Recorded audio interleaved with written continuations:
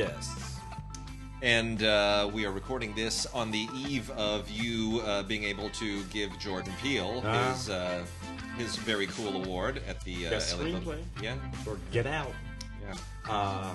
A really, really good movie. Number one. Good movie, but here's what I love about Get Out in particular.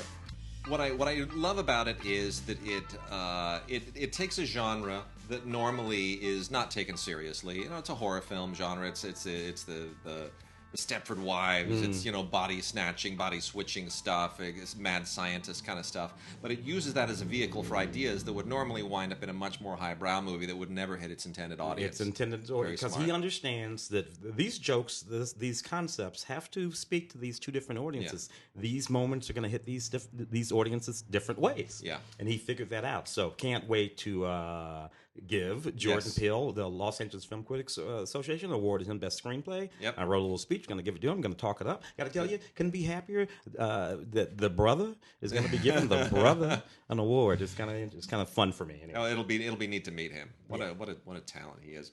Well, let's dive in. We got a lot of stuff that was kind of left over from last week. So let's jump right in. On the doc front, I want to make quick mention of a couple of things because it just never leaves the news cycle. So we've got two here. We've got Trump, the art of the insult, and Trumping democracy, real money, fake news, your data. These are flip sides of the current political situation. So the Trump, the art of the insult, is a lot more serious than it looks. It looks like it's some kind of hokey thing. Actually, it's not.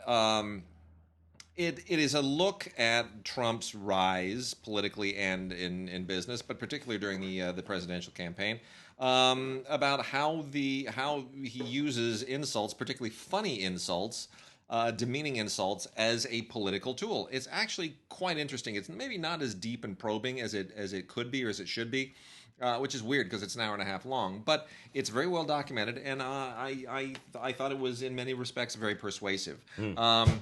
Trumping democracy is from the people at Cinema Libre, and Cinema Libre is a progressive-leaning DVD company, primarily progressive causes, so you know exactly the angle this is coming from.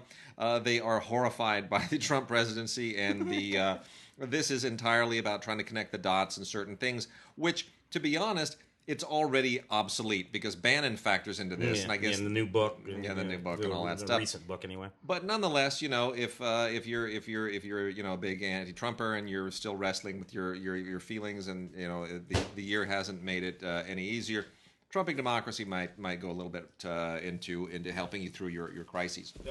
Do you want to take a look at this gigantic? Or are you going to move on? Let's segue to that after the PBS stuff. I want to, we've had some PBS stuff that also accumulated over the holiday, and this is all really good. I'll make this as quick as possible. Great collection of PBS titles here. Eclipse Over America from Nova. Deals with the recent August 21st eclipse, which you saw it in St. Louis. Saw it in St. Louis because, as it happens, we were right in the path of totality. That's fantastic. I saw both that eclipse and the one before it, some 30-odd years before, as a teenager. Wow. I saw them both from my mother's backyard. No kidding. As a teenager in St. Louis, total totality right across St. Louis. I was in my mom's backyard this time I guess it was last year, August 20th, in my mom's backyard. Total totality with my little brother. And you know where I'm going to be when the next one comes? Where? In my mom's backyard. Because it's going to crisscross across the country in the other direction. But again, St. Louis will be in the path of totality. Great. And I was talking to my mom about that. I was telling Mom, in another, I think it's like 17 years or something before the next one comes. Mom, it's going to come through. It's going to be right through your backyard again. She's like, well, I'll be here, sweetie. So y'all can come on by. Awesome.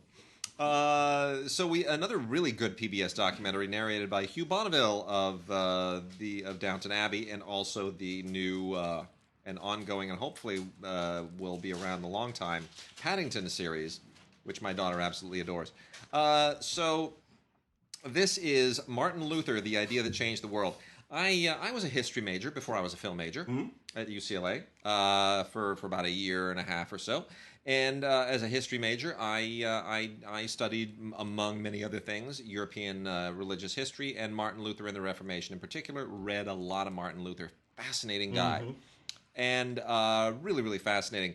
And this is a very, very good doc that deals with the role that Martin Luther played in sort of changing the course of history, not just from a religious point of view, not just for Christians, but in terms of so many other ways, the ways that the laws in Europe have changed, the cultural changes in Europe, the things that divide Eastern Europe from Western Europe and Northern Europe from Southern Europe, all of these things factor into this. And, people don't realize Martin Luther really didn't plan to invent a new branch of Christianity. No, he wanted to reform. That was it. He wanted to reform the Catholic Church, but what was missed at the time was that there were a lot of forces within the Roman Empire, especially German peasants, who felt they were getting the short end of the stick. And this was a great way to sort of piggyback your political concerns onto a religious schism. It's all fascinating stuff. The schism was not the intention. It was the result. It was the result. Yeah.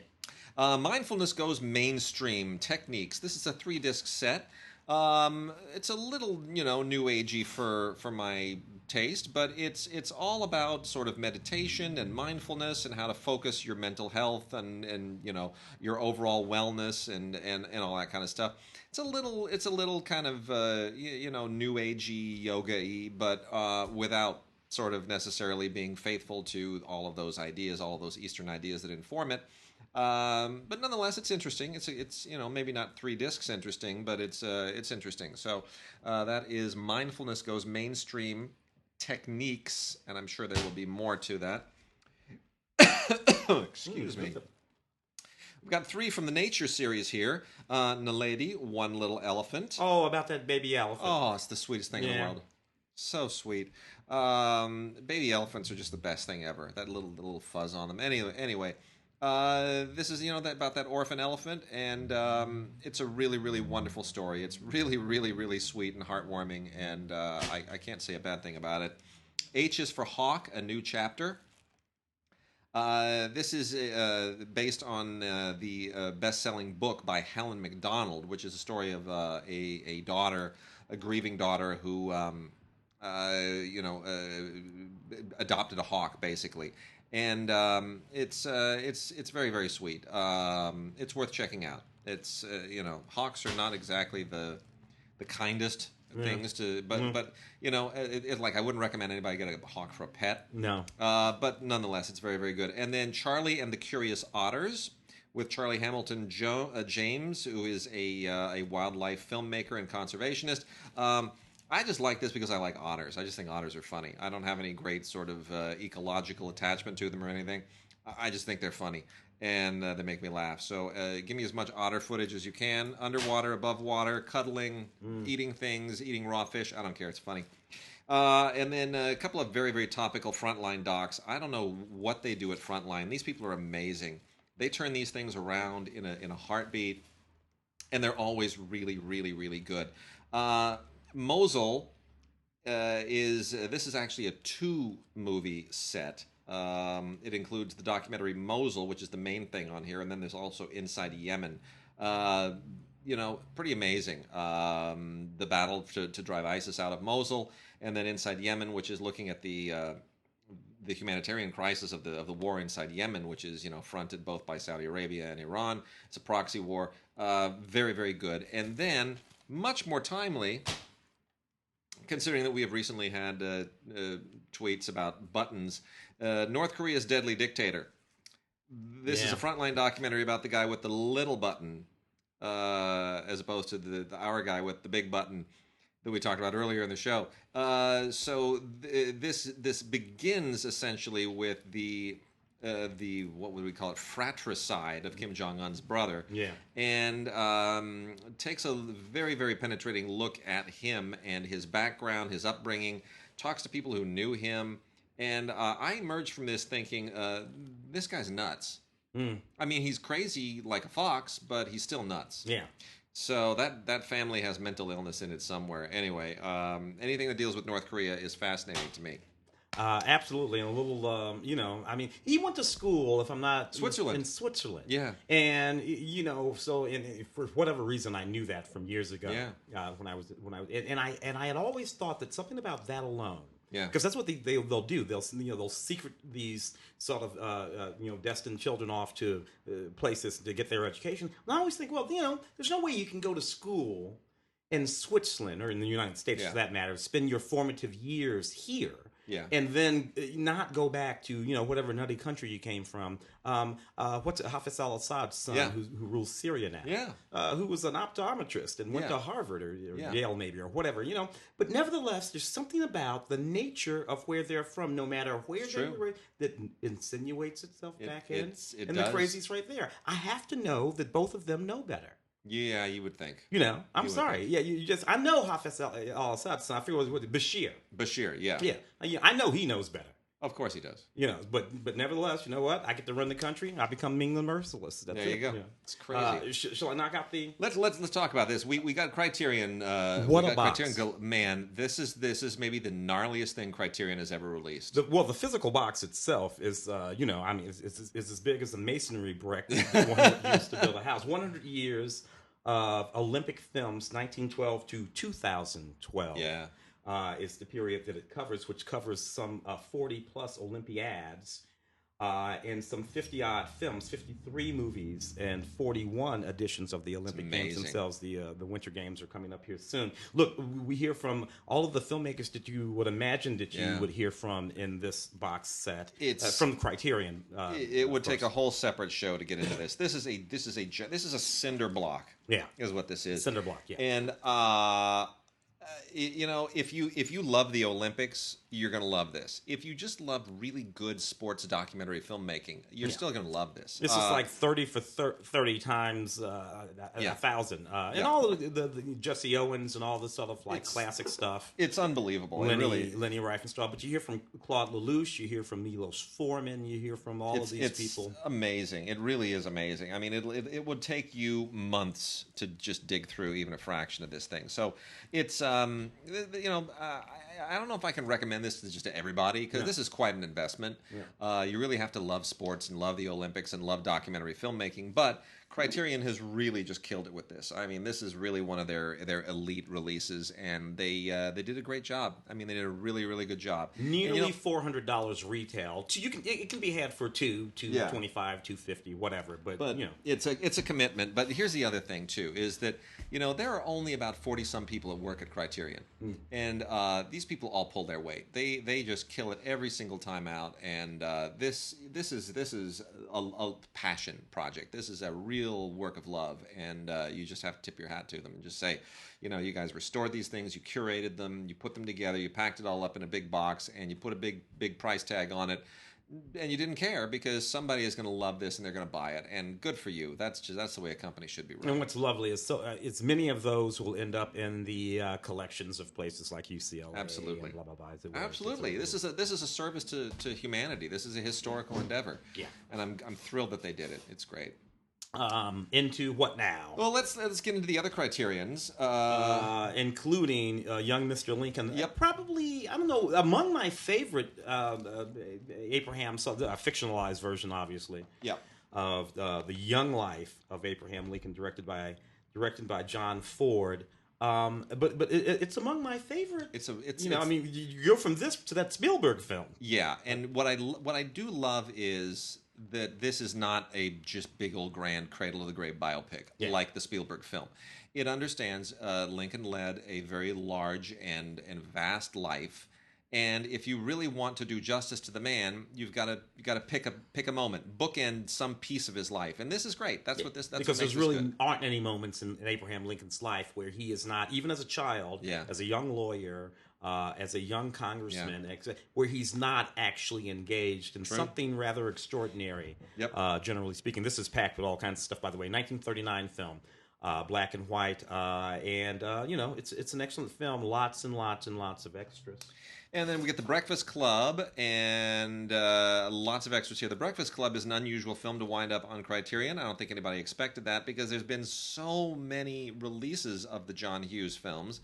And I think everyone just kind of felt like, well, that's, maybe this means we're going to get Ferris. Maybe it means 16 Candles. I hope this means that there have been discussions with Universal that we're going to put all the John Hughes films, of that Pretty in Pink. We're gonna release them all eventually, and that would be great for them to all get Criterion releases, especially Ferris. I'd love a Criterion Ferris. Tons of, Breakfast Club is a really seminal film. We talked about this last week on Film Week. Yeah, and it is. It's really the film of a generation for a lot of people. Celebrating an anniversary, right? Yeah, 25 years. It was made in 1985, so we're plus. We're 30 years on, right? Yeah, 20. Yeah. Anyway, really, really good film still. One of the smartest films that John Hughes wrote, and very contained, right? It's a bunch of kids in a room, basically. But it's good. And lots of extras on here, including a new video essay with his original production notes that are recited by Judd Nelson, a 2008 documentary, and then nearly an hour of deleted and extended scenes, which is amazing. Never seen before. Really, really great for fans. And then 1985 NBC Today show a segment with the cast. It's just so good. The Breakfast Club, one of John Hughes' That movie very made best. a lot of movie stars. It did. Didn't Some it? of those kids had been around before. Molly Ringwald had been on Facts of Life as a little kid. Yep. But it made them movie stars them up to for the a next while level. anyway. Yeah. They were movie stars. Michael Haneke's The Piano Teacher. Just an absolutely extraordinary film about a certain kind of sexual perversity, control, and as power. only Haneke could do. Yeah. I remember and Isabelle Huppert. I remember seeing this with my wife, and it was not my wife at the time, but we were both. We walked out with the same feeling, which was that is an unbelievably good and well-crafted movie, and I just didn't need that in my head. Don't ever need to see it again. Although some people will, but Michael Haneke, so the piano, white material. I mean, we can, we can white ribbon, ribbon. That's really what I meant. 2001 film. This is anyway a lovely Criterion collection edition, director approved Blu-ray special edition with all kinds of special features on it. I, Daniel Blake, Criterion release of the 2016 winner of the Palme d'Or at the Cannes Film Festival. This was Ken Loach's second Palme d'Or, and a lot of people felt that this was not the deserving film, that it should have gone to any number of other films because this is very sort of boilerplate Ken Loach. But here's the thing. The first Ken Loach film that was given the Palme d'Or was The Wind That Shakes the Barley, which is a period film, historical film dealing with the conflict in Northern Ireland and in Irish independence and all of that stuff, and is fact-based. It's not really a pure Ken Loach film. If you wanted to reward Ken Loach for the kinds of movies on which he has based his career, which are very documentary-like, cinema verite-like movies about contemporary working class people facing, struggles and these very sort of anti-Thatcher, sort of very left-wing polemics, then you get into a film like I, Daniel Blake, which is a horrific tour of the system and how it fails to serve an unemployed guy, a guy who's now been injured and needs to be on workers' comp, and what the bureaucratic quagmire that he gets stuck in is having to fill this out, and then there's these catch-22s that we can't give you the money unless you do this, and you can't do this unless you get the money, and how am I supposed to dig myself? Well, that's the system, and the system is just a monster. And it really is, it's interesting that Ken Loach is a guy who really believes in the welfare state, but this is kind of an indictment of its current incarnation, its formulation. So it's not really as polemical as I think some people might think. It really is, it's provocative. It's a movie by yes, he's a socialist, but he's a humanitarian socialist. Yeah. What he's really talking about is the human condition here, the system, even this quasi-socialist system, or no, not quasi-socialist, it's a socialist system. is still failing because it's not seeing the freaking human. Yeah. This will fail whether you're a communist or whether you're a socialist. Yeah. It doesn't make any difference. Or whether you're a capitalist. It doesn't make any difference. It's the bureaucracy. You have to. Humans have to be able. A good friend of ours, Sherman Augustus, is in a Ken Loach film called Bread and Roses. Yeah. Sherman is in that movie. Interestingly, I Daniel Blake and I Tanya, the same movie. It kind of is. Yeah. Good point. End of the day, same movie. I grabbed Matinee over here just because this is a 1993 film that I happen to have done the junket for. It's a Joe Dante film. That's so I did the junket for John Goodman film. It was just the neatest film, and more or less about it's a film set in the 50s about an old Hollywood producer who would produce those kind of wacky films where they would have the stingers in the chairs and all that kind of stuff. And it's just a funny film. That loosely refers to the kind of films that Joe Dante grew up watching, and it's sweet and it's neat. This is full of all kinds of neat stuff, including a interview with director Joe Dante. I happen to have interviewed Joe Dante a couple of years ago, I guess, for a film that he made that happened to have been maybe the second to last film of young Anton Yelchin. That he made. It was just anything. Anyway, Matinee Collector's Edition, good movie from Shout Factory, full of all kinds of special features. Give it a check out if you would. And then also from Shout, from the Shout Select line, is a new Blu-ray of Macon County Line. Sheriff Reed Morgan. Macon County Line, really a fascinating kind of a cult film from 1974. I think this is, here's the thing. The early 70s, the late 60s and the early 70s were filled with all kinds of sort of neo-modern westerns, right? Mm-hmm. Dirty Mary, Crazy Larry. Walking Tall. Macon County Line. We could even put Badlands in there, right? These are all predicated on the same idea, which came out of the 60s and in the early 70s, which is this idea that the West is still with us, that there is still an outlaw part of the country, and it's lawless, and it sort of breeds a sort of, and you could even argue that Bonnie and Clyde maybe sort of instigated Billy Jack, right? Yeah. They all belong to that sort of genre, which is interesting because that, I think, is an outgrowth also of war protests in Vietnam and this sort of sense that maybe we haven't really grown up as a country.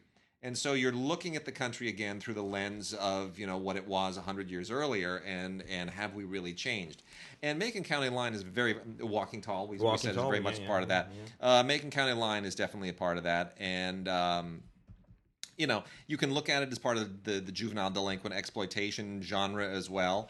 He's a tough sheriff, and he will not have kids have their way, but it's much more than that, and it has lingered because of that, and it is pretty sharp. And the best thing about it is that it's Max Baer who plays Reed Morgan. Jethro Bodine. Man, this is this switch on a dime. He was so goofy as Jethro on Beverly Hillbillies, and here he just flips a switch, and man, he is just... What's funny is, turns out, Jethro could act. He could. Yeah. Boy, could he ever. So a lot of great features on here. The editor and director Richard Compton both do commentaries. There's a vintage featurette and a trailer. It's good stuff.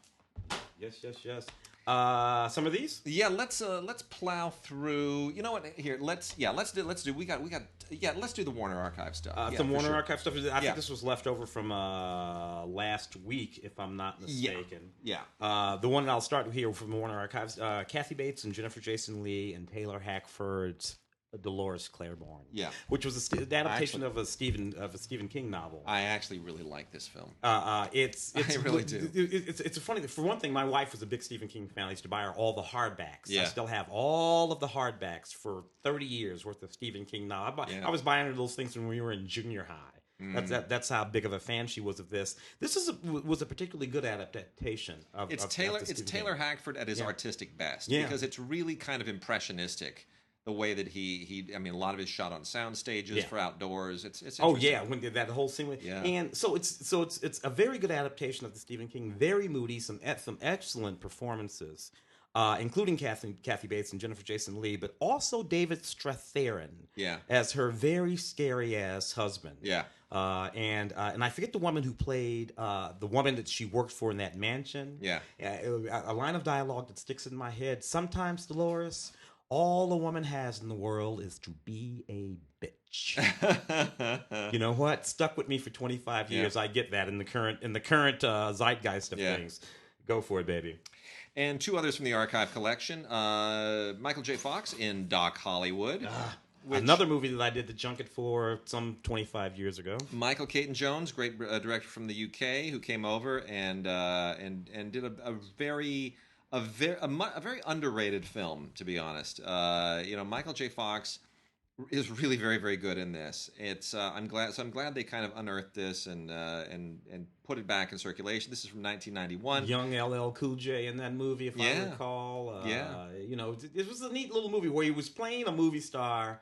No, this is Doc Hollywood. This is the one where he's the doctor that has to go. It has to go. I was making the mistake with the one where he plays the movie star. But those were those early movies in the 90s. Yeah. This is post Back to the Future. Oh, yeah. So he's sort of trying to grow up as an actor, and it's interesting. It's a fish out of water thing. Basically, he's a doctor. He's just gotten his medical degree and gonna be a fancy plastic surgeon in Beverly Hills, but ends up stuck South Carolina. Yeah. Yeah, and Julie Warner is just delightful in this, and Woody Harrelson is very good in his supporting performance. I was so nuts about her. I know. Bridget Fonda's in this too. It's a nice little '90s throwback movie, and I'm glad they went and unearthed it. I really am. And then we also have Auntie Mame with Rosalind Russell from the archive collection. This is from 1958, and it's still a really, really, really fun film. The director, Morton DeCosca, not really a guy who had much of a film career, but kills it in this one. Really does a great job. Fantastic adaptation from the Broadway show, which Rosalind Russell also starred in, and it's just a lot of fun. 1958. Early widescreen era, lots of just glowing color. It's great, and you also get a music-only track with the score, which is fantastic, and the trailer trailer for Mame the musical. John Wayne is Brannigan. And not only this is an underrated John Wayne movie, sort of middle to late John Wayne movie, where he's playing a character contemporary to the time that the movie was made in, which is 1975. He's playing a Chicago cop. And there was, I think it was McHugh. Didn't he play McHugh or something like McClintock or something? I don't know. McClintock. That's what it was. So he had a few of those late career movies where he got to wear actual, a suit and a tie and carry a gun and do kind of a Clint Eastwood-y. He clearly saw Dirty Harry and thought, I don't like that Clint's getting all those parts. Right one for me. And who wrote it? Christopher Trumbo is who wrote it. Who's Dalton Trumbull's son, of course.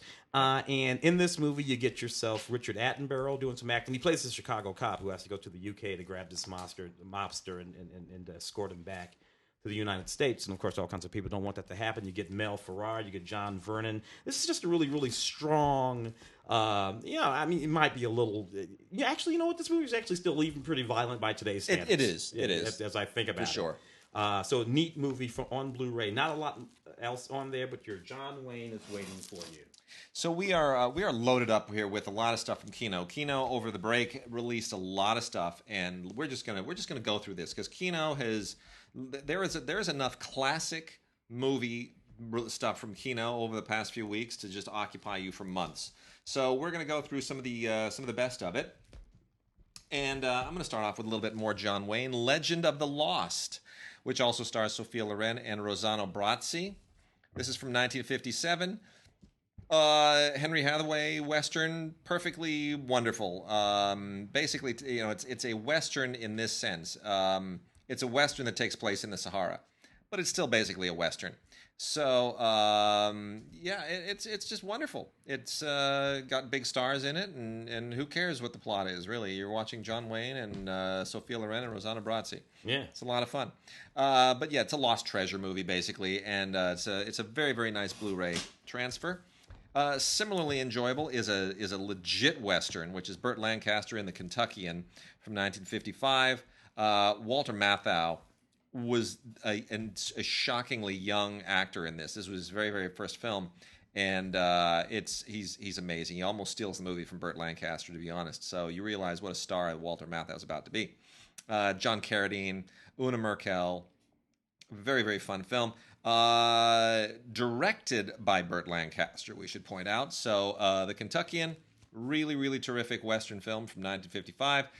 Captures, I mean, look, Lancaster meant for this to be a total, vehicle for his own stardom. So it's a little bit vain, but it's still fun. It's still really, really fun.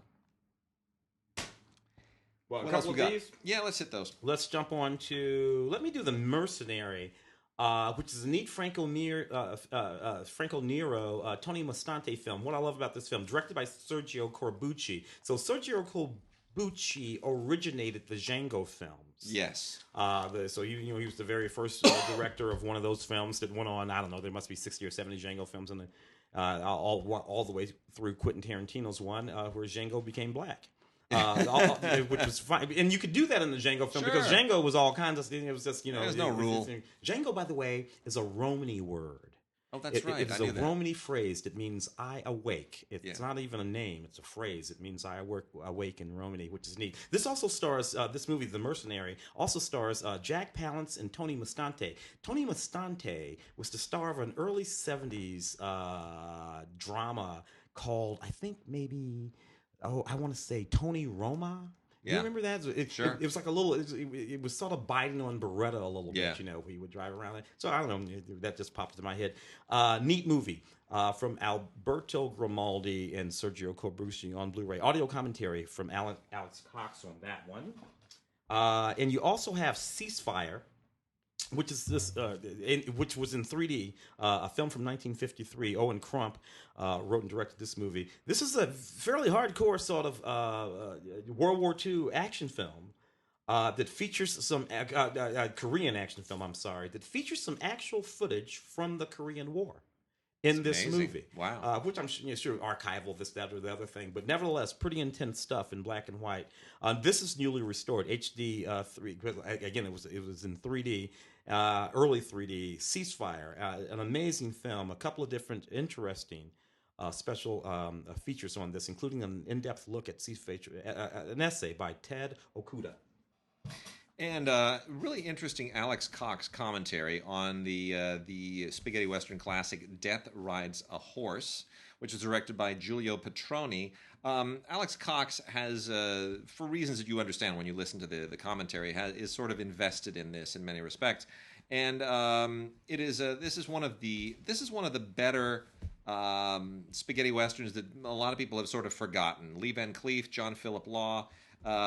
It's a really very interesting film with a great Ennio Morricone score, and it's Ennio Morricone score that is not at all like what he did for the Fistful of Dollars and Good, the Bad, and the Ugly. Sort of austere thing. No, this is big and this lush. Is different. It's different. It's not like his. It's just different, and great cast. It's really a very sharp film. Made in 1967, kind of on the tail end of the spaghetti western thing, but right when it was sort of hitting a certain crescendo. Yeah, it's really good. And you also get Luigi Pistilli, who was in for a few dollars more in there as well, so it's good. And then we also have Four Faces West, as long as we're on the subject of westerns. This is going back a little bit to 1949. Classic Hollywood western from the 1940s. Black and white, beautifully shot. Nice transfer here. Great cast. Joel McRae anchoring it, and Francis D. and Charles Bickford carrying kind of picking up the rear.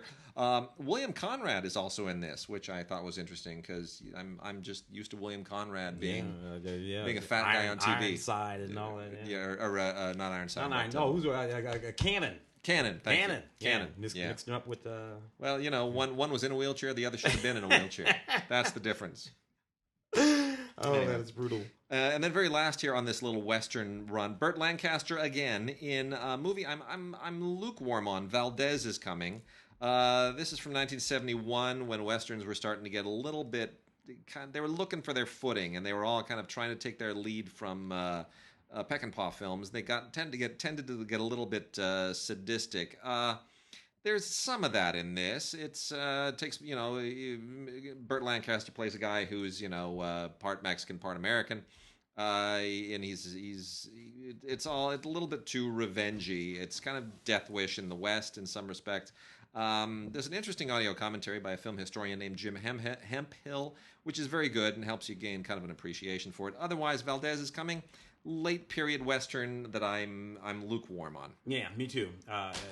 Same kind of thing. A little bit like that Brandel film. Brandel directed. I can't remember the name of it, but it was a sort of Western thing with it. It was interesting. Carl Malden in that too. Yeah. Joseph Cotten, Ginger Rogers, and Shirley Temple in I'll Be Seeing You, which is a really interesting movie in the context of what the theme is. So Joseph Cotten plays this soldier coming back from the war, and he meets this woman on the train, played by Ginger Rogers, who is on furlough from prison for a murder, for a manslaughter. It's absolutely fascinating right there. You don't see many storylines that interesting alone. Today, it's kind of Selznick picture. Audio commentary also by historian Kat Ellinger and Sam Dehan in the original trailer there. Since You Went Away, also a film from 1944. It's a perfectly lovely film. Claudette Colbert, Jennifer Jones, also Joseph Cotten, and Shirley Temple in this film about a woman whose husband is away in the war, and she has two daughters played by Jennifer Jones and Shirley Temple, and how she's dealing and coping with all of that as her family is also taking on these boarders who are living there, and including Joseph. Just again, a lovely, lovely film that you don't think of much, and we don't think of Shirley Temple and Jennifer Jones, who were both breathtakingly beautiful, by the way, at this particular time. Sure. Claudette Colbert as well in these films. Very, interesting movies that were made at that sort of more or less during the war and post-war period. Very good stuff. Interesting movie, just film history-wise, from 1939, a year when everything was released. I mean, it was Gunga Din and Gone with the Wind, and Wizard of Oz, and Mr. Smith Goes to Washington. Everything happened in 1939. It was amazing. One that gets lost in the shuffle sometimes is Intermezzo with Ingrid Bergman and Leslie Howard. Originally a Swedish film starring Ingrid Bergman, and just 3 years earlier, and they did a big Hollywood remake and brought her over to reprise her part. And it still works because Leslie Howard is great and Ingrid Bergman is amazing. And it's basically about a violinist who develops who is magnetized by his daughter's piano teacher, and it becomes a romance, and a devastating romance in many respects. What's interesting about Intermezzo is that it's a film that is really very much a European film. Even in the 1930s, you can tell this is a story the Europeans were unafraid to wrestle with. Mm-hmm. This would never have been greenlit in Hollywood if it hadn't already been a successful European film. So it's a little edgier than you would normally expect for a Hollywood movie of that era, and for that reason alone, it is worthwhile. Also, this is just a lovely film. The Young and Heart, made in 1938, a Selznick film that is really just quintessentially Selznick on so many levels. If you've seen Rebecca or if you've seen Gone with the Wind, you know sort of how relationships and how family and how fate all factor into Selznick films. They're all things that he himself sort of was taken by, and they find, no matter who's writing them, no matter who's directing them, they always sort of find their way in. This is there's a bit of a scam here about trying to forge a will, and it's quite clever. It's very well written, based on a novel by I.A.R. Wiley, adapted by Charles Bennett and Paul Osborne, and just beautifully put together. Janet Gaynor, Douglas Fairbanks Jr., Paulette Goddard, wonderful. Yeah. And then another film that I'm actually very, very fond of is The Garden of Allah, from 1936. This is just barely on the beginning of the production code. So there are things that likely make their way into this that would not have had it been made a few years later, even though this is technically under the code. Yeah. This is also a Selznick film, and it stars Marlene Dietrich and Charles Boyer, two European imports who bring an awful lot of really, really interesting sensibilities with them. It feels almost European in many respects. this forbidden romance thing against the backdrop of the Sahara Desert, with this amazing music. It's just really, really great. Richard Boleslavsky directed this, and that is significant because Boleslavsky is considered one of the great theorists and teachers of acting. Stanislavski was basically learned from Boleslavsky. So Boleslavsky got to make a movie, and it's very much a European film made in Hollywood in the mid-30s, just barely on the cusp of the production code. It's really, really sharp, well worth watching. Wonderful lineage there. Yeah. China Moon, 1991 film. I'm dropping again. I did the junket for China Moon in 1991. First time I met Madeline Stowe. So beautiful. I actually think I blacked out for a moment.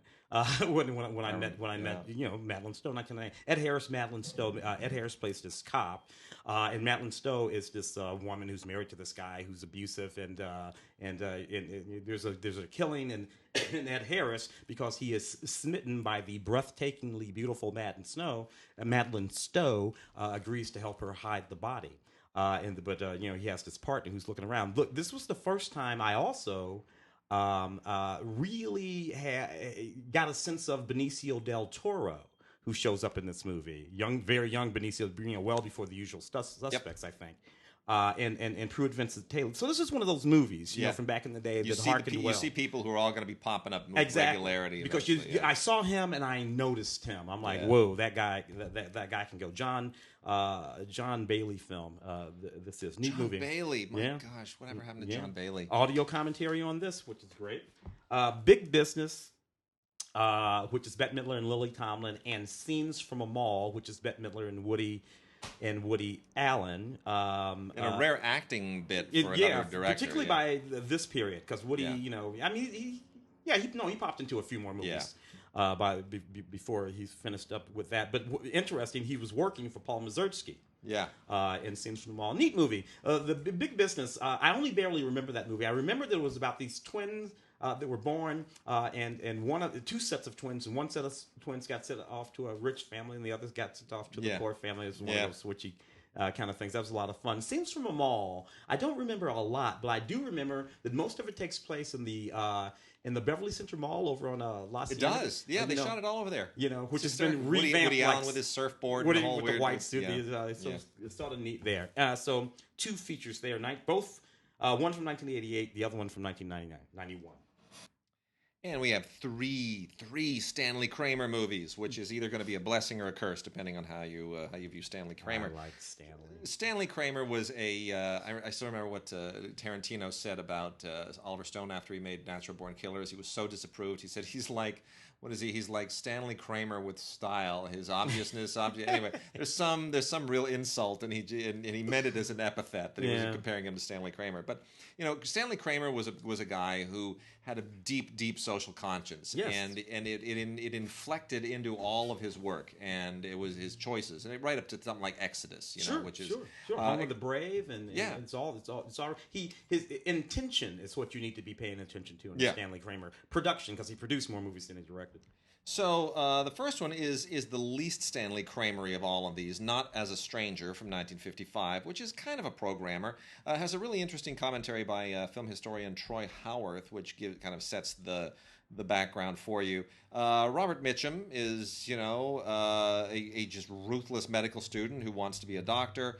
But he's not just a doctor. He's almost megalomaniacally idealistic, and it takes him on this trajectory to where he has to how do I do this without giving it away? He winds up not living up to his own expectations. Let's just say that he doesn't live up to his own expectations. And what is that crisis of conscience? And did he expect too much of himself? And how does it affect people around him, etc.? I mean, it's a wonderful golden era movie that has all kinds of great supporting performances in it. Olivia de Havilland, Frank Sinatra, Gloria Graham, Broderick Crawford. Lon Chaney, for crying out loud. Harry Morgan, Lee Marvin. It's ridiculous who shows up in this movie, all because Stanley Kramer could just get people into his movies. If Stanley Kramer called and said, I want you in my movie, you were in the movie. Stature. That's called Stature. Stature. And then 5 years later, in 1960, he made the great, the classic, the wonderful Inherit the Wind, which is all about the Scopus trial. the monkey trial. And Spencer Tracy, Frederick March, Gene Kelly are all amazing in this. Absolutely amazing. Harry Morgan shows up again. He was regular in just about everything at that time. Norman Fell, eventually of Three's Company, is in this, who would show up end of the decade in a very memorable moment in The Graduate. I want you out of here. Strange line reading in The Graduate. I just watched that the other day. I don't know what he's doing. He's like snorting. He's like coughing up something. He's like, I want you out of here. It's the weirdest thing. Anyway, it's a terrific movie. Really, really good. It's been done a number of times since. Never as well. Audio commentary, again, by Jim Hemphill. And then the last of the three is arguably one of the best Stanley Kramer films ever made, Judgment at Nuremberg. This is a fantastic movie. Maximilian Schell, Spencer Tracy, Burt Lancaster, Richard Widmark, Judy Garland, Montgomery Clift, Marlena Dietrich, one of the most amazing all-star casts of all time.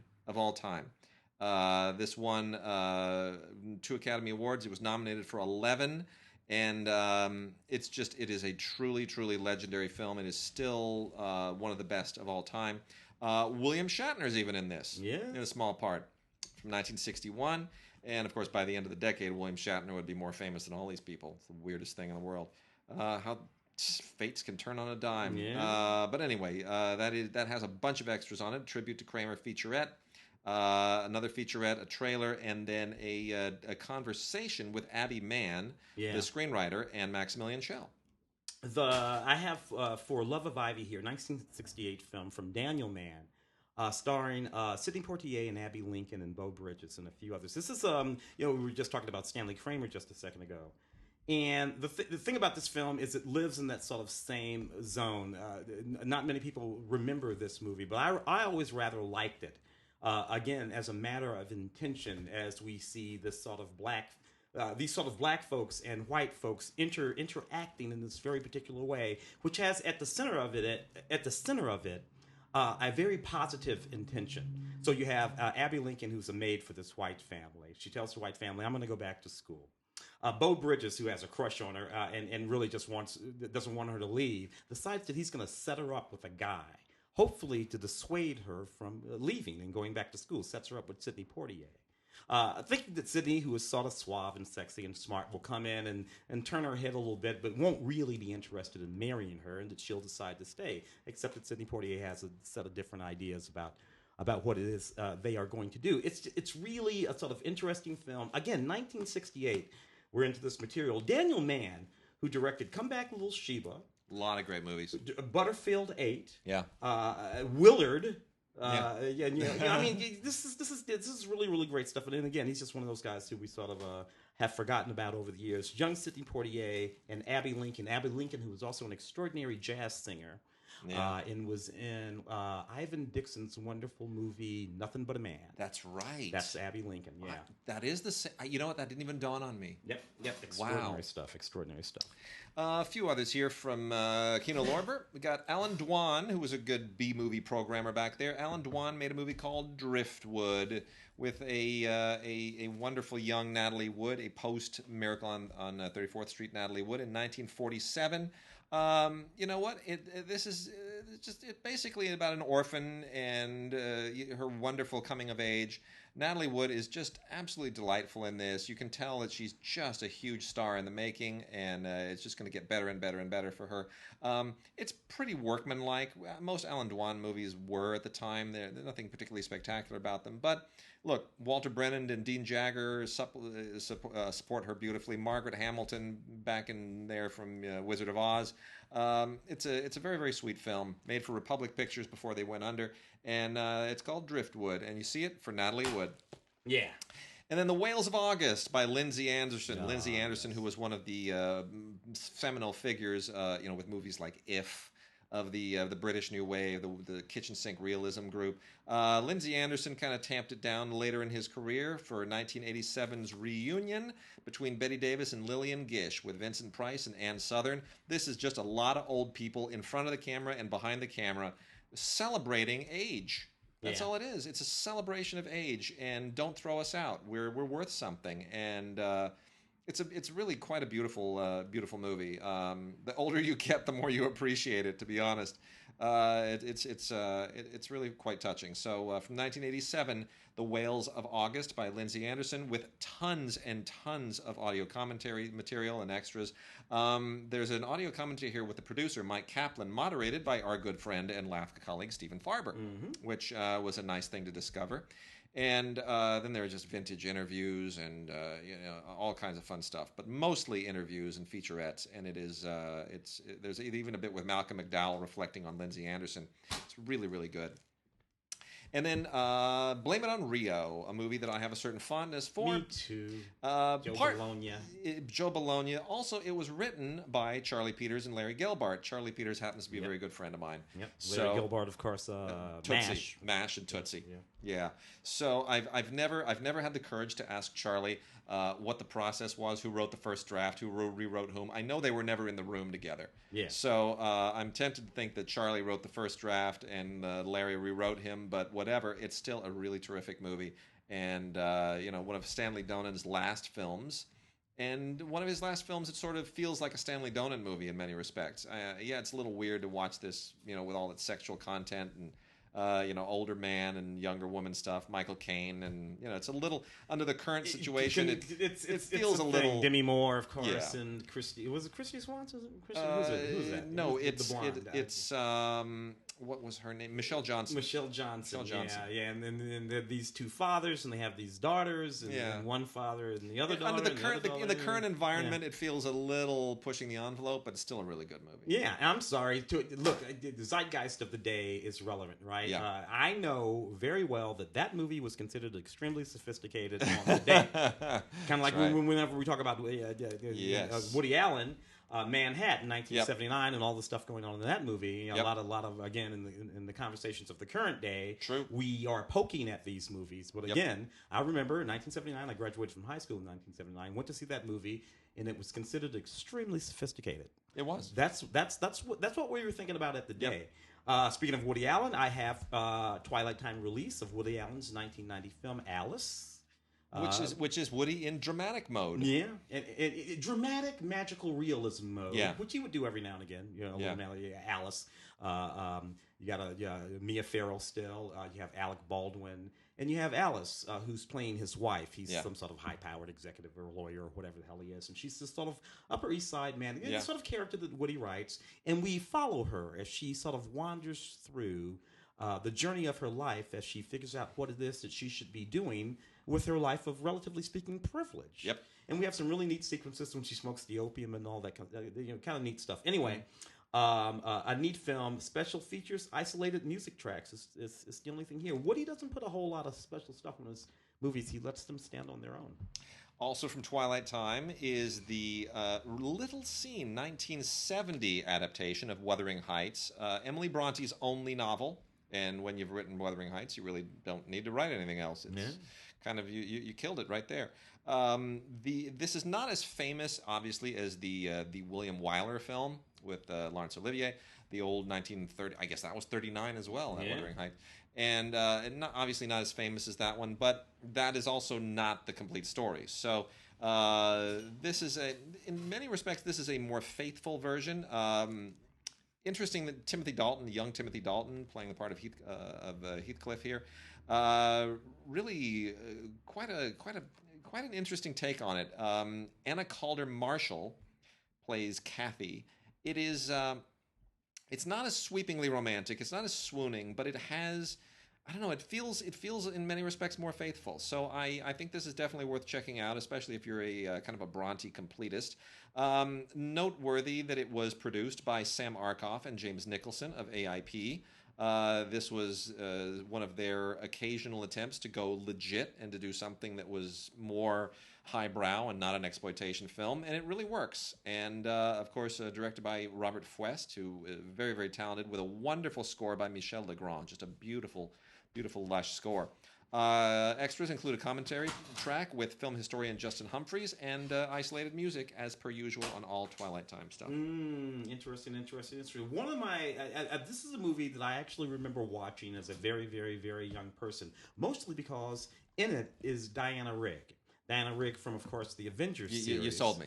So I was it. done. So I'm like 10 years old when The Hospital comes out, which was which was one in a series of movies from that period that included Airport and eventually Airport 77 and The Towering Inferno. Movies about urban or other sort of circumstances where everything was simply falling apart. And this was about an urban hospital in a big city that was completely out of control, and you have this doctor. It's Petty Chayefsky. Yeah. It's network only at a hospital is what it is. Arthur Hiller directing. It's just a really, really powerful film that's probably tweaked somewhat dramatically by today's standards. But I think that films like this led to things like that series ER. I mean, Michael Crichton would have been a young man in medical school when this film would have come out, and I think that films like or television series like ER. Are sort of come out of stuff like this Petty Chayefsky, this Arthur Hiller. It's really, really good stuff. So check it out. Not a whole lot on here. Special features include again an isolated musical track in the original trailer. I was going to jump to the L-shaped room real quick. Go for it. Which is again a very interesting film considering the time in which it was made. This is a 1962 film about a young woman. Leslie Caron, who is pregnant, and she goes to live in this. She's a little French woman. She goes to live in this London sort of boarding house with a whole bunch of misfits and weird people, as she considers whether or not she is going to have an abortion. Again, this is 1962. This is pretty wild. This is pointed stuff that we're having. Yeah. You have all of these people who live in this house, including a young Brock Peters. Anthony Booth plays a young guy that she sort of falls in love with on the floor, and it's all about how she comes to love her L-shaped room and what she decides to do. It's based on a novel from the same period. And I will pop over to we'll go back a bit to 1947, Otto Preminger film, Forever Amber. Beautiful movie. Linda Darnell, Cornel Wilde, Richard Green. Just this beautiful, beautiful, beautiful movie about a climber, basically. It's about a young woman who is born to a certain circumstance who wants to make it up to another circumstance and what she has to give up to get there, including what would likely have been the love of her life. Good stuff. From Arrow, we got some interesting stuff here. We got the Arrow Video and Arrow Academy. Arrow Video, of course, is the more popular pop culture stuff, and Arrow Academy is the artsier, Criterion-y stuff. From the regular Arrow line is Michael Caine in Pulp, which was his... he reunited with his... Get Carter director Mike Hodges, who of course would go on to do Flash Gordon and other fun, wacky movies. This is actually a really strange film from 1972, where Michael Caine plays a novelist who has written these really very risque titles. Like My Gun Is Long and The Organ Grinder, right? They're not being very subtle here. Anyway, he is asked to be a ghostwriter on an autobiography of an actor with very shady connections, played by Mickey Rooney. In a weird performance. Mickey Rooney's a very unusual casting for this. And where that doesn't, of course, go where you expect it to go. It goes in all kinds of weird directions. I don't know how much I like this. It was written by Mike Hodges as well. And Mike Hodges just has a really strange sensibilities as a writer and a director, and sometimes it works. I love Flash Gordon. He didn't write. I love Get Carter. He didn't write Flash Gordon. Lorenzo Semple Jr. wrote Flash Gordon. But anyway, lots of extras on here, especially a new interview with Mike Hodges, which hopefully will illuminate it for somebody. It didn't really for me. There's also an interview with the cinematographer. Usama Rawi, which is quite good. It's I guess I can recommend it as a rental. We also have Best Picture winner for 1961, The Apartment, which is just an absolutely fantastic movie. The Apartment is, some might call it the best all-time, actually 1960. 1960. 1960, Best Picture of 1960. Yeah.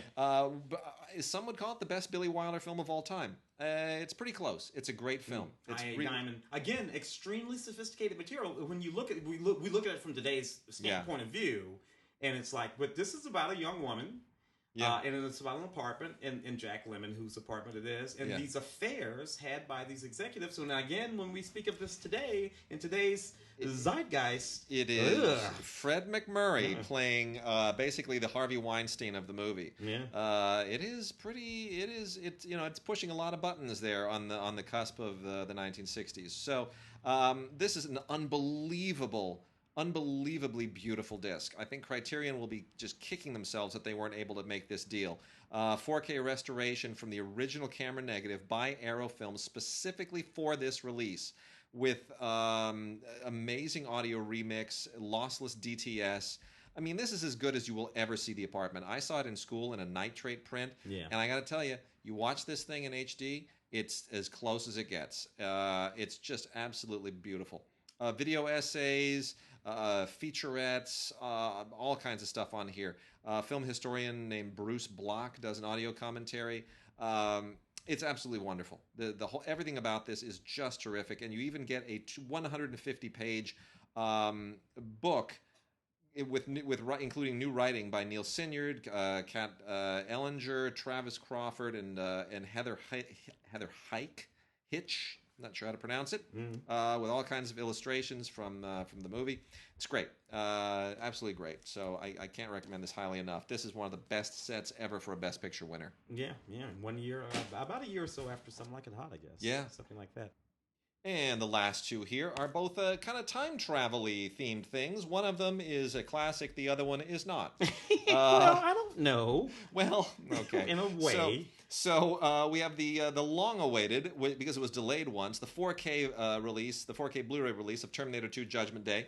It's kind of, it's got a lot of stuff on it. It's beautiful. It's 4K, and it's got, extras and whatnot, deleted scenes, and the T2 30-minute making of featurette and all that stuff. What it also has is 3 different versions of the film, which I'm grateful for, because that got really old really quickly. I don't know if you remember, but they come out with one version, then 6 months later another version, and at a certain point there were all these different versions of T2 floating around, and it was impossible to and I was collecting. One had a tin, and the other one came in the thing, and I was so annoyed by that. And I've got some 3 or 4 from myself. It's ridiculous. Here we go. They're all on here. They're all on there. So just get yourself your 4K Ultra HD set, and you're done with it. You don't have to worry about that crap ever again. I don't recommend anybody watch this thing in 3D, which this doesn't have. There was anyway. no reason to do that back in 1990, whenever. No, that was all after the fact. That was all bad. You got to mention Yor. You have to. Yor, the Hunter from the Future. Reb.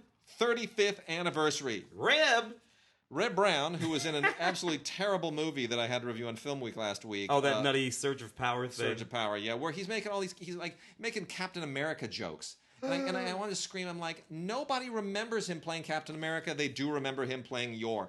So I was a theater usher at the theater that opened Yor in Westwood, California, which no longer exists. The theater, not Westwood. Yeah. And I remember the Italian producers of this who thought they had themselves an Academy Award winner or something. I remember them showing up and speaking Italian in the lobby, and they were so excited for their Yor Hunter from the Future movie. And I had seen the thing at a sound check like a couple of days before, and I remember they were sitting there thinking they had a great movie on their hands, and I wanted to cry. I wanted to cry for them. Yor is a ridiculously campy, silly movie. It's like he's a caveman, and then there's some futuristic society, a bunch of look. All you need to know is at one point Yor actually hang glides using the body of a dead pterodactyl. Yes, I can't, and the music.